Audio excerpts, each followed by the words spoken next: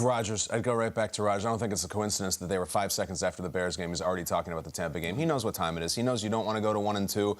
And also, he just knows the faces on the marquee. This is Rodgers versus Brady any way you spin it. Interesting dynamic between the two of them. You know, I look at them as the greatest ever and the best ever. It's like the GOAT versus the BOAT. And they know. BOAT. And I don't think these guys are best friends. I don't think they're friends at all. I think there's a respect there, and they play the golf tournament, and there's occasional chop busting, but I don't think they're close.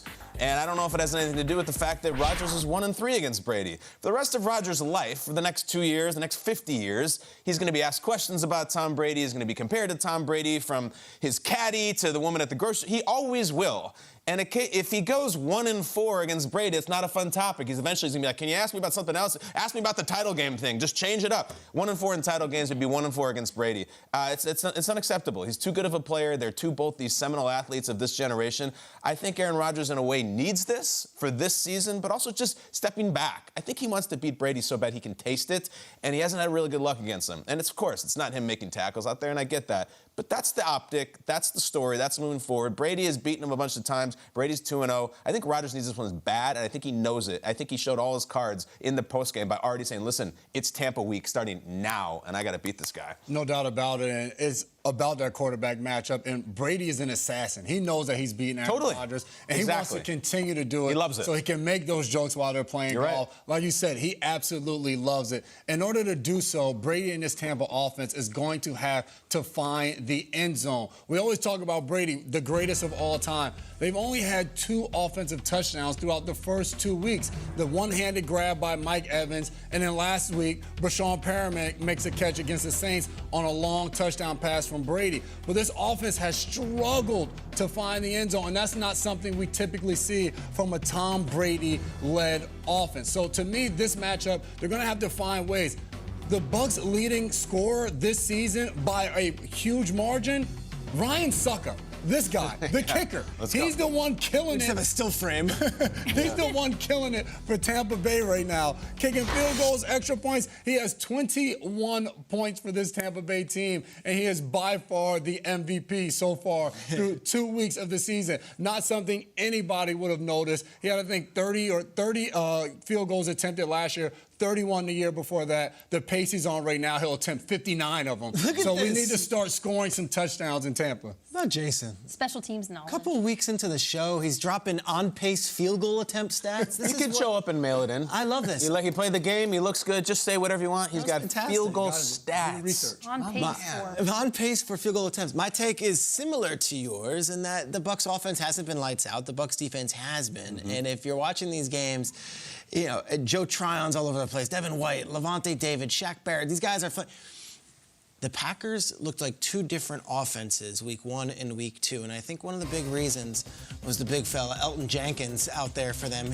Played 100% of the snaps in week 2, played 0 snaps and was inactive in week 1. Rodgers was under duress the entire time. You bring back a star offensive lineman who can help solidify things.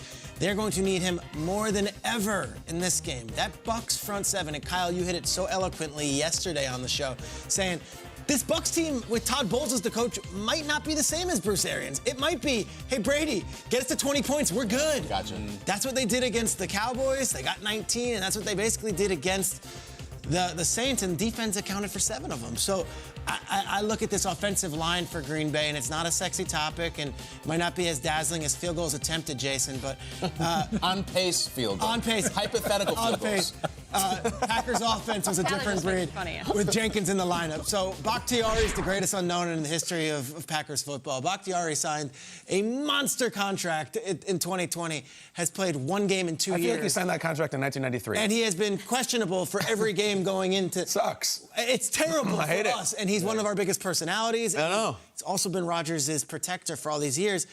He's not there right now. Jenkins is. Jenkins has been awesome. You should know his name, Elton Jenkins.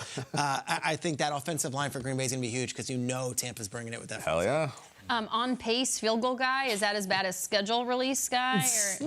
On-pace field goal guy I respect. Oh, okay. So we like it. Okay, yeah. I was getting nervous. Yeah. There was sometimes Kyle It's goes not in, schedule you're getting release made guy fun either. of. You don't Yeah. want to say this. If you even say the word schedule, Jamie, they will hit it. I'm I know, telling you. so I take it back. I don't want to talk about that. I don't mind schedule release person. I mind let's look at the next 18 weeks and see what they have up Making sure. ahead. I always so like many. to triple down on that. You mentioned some of their names for the Tampa Bay defense, Peter, at the top of your answer. They have been absolutely tremendous in the first 2 weeks against a healthy Dak Prescott against the Cowboys in week 1, and then to stifle the Saints. They had their number each and every time they've gone out against a team. Devin White is included in that. He's got 3 sacks so far this season, 1 off pace from Micah Parsons to lead the league so far this season. He's been unbelievable. And what are the Packers going to do about that, especially when it comes to their run game? The Buccaneers and their defense, 6.5 points per game through the first 2 weeks. They forced 6 turnovers. And again, to Peter's point, the Packers, they only scored a single touchdown in the first half against the Vikings in week 1. So it's almost like they've already shown us that. This isn't even like, remember last season they did this? No, week 1 they only scored a single touchdown. So there's a potential for it to not be pretty for the Packers offense because the Buccaneers defense has looked unbelievable. I loved your point yesterday about all the shiny objects with Buccaneers offense and how we could pay attention to like Cole Beasley being signed, very random. But like if the defense can just play, they get to hang it home and get after it. I know. We're gonna talk a lot about this game. Yeah. We'll talk about Devin White versus Aaron Jones is a matchup within the matchup that is going to be awesome in the X's and O's sense. Yep. We'll get into it. Absolutely.